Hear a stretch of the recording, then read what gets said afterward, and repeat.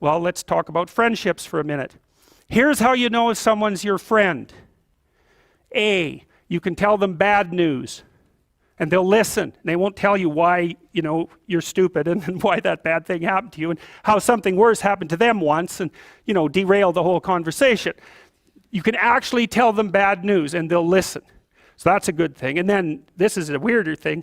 You can tell them good news and they'll help you celebrate.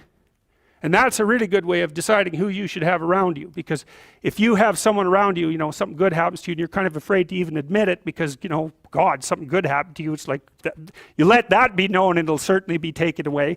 So, you come out and you sort of tell someone half-heartedly that something good happened to you and they give you a whack and then talk about, the great thing that happened to them 3 years ago. Or worse, the great thing that happened to someone that they knew 3 years ago. It's like, go away from that person. They're not helpful to you. And they're not helpful to themselves either. And so you want to surround yourself, you got to think about this.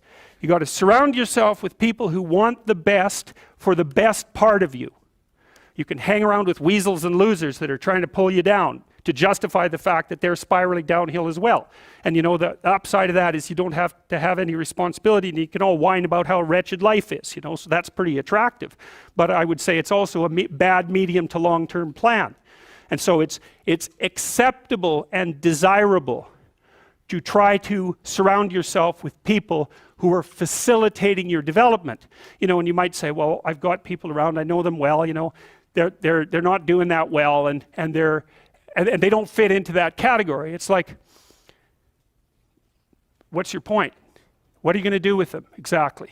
If they'll listen and cooperate with you and move towards a better future, great.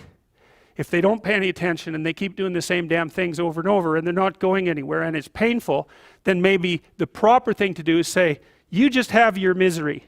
I'll go off and have my life. And maybe you'll wake up at some point in the future and think that's a better way of being. Because just putting up with it is, well, they call that enabling, right? You put up with that sort of behavior, you're providing tacit consent for it and even tacit approval. It's like, it's a bad idea. You have, I would say, both the right and the responsibility to surround yourself with people who are good for the best part of you.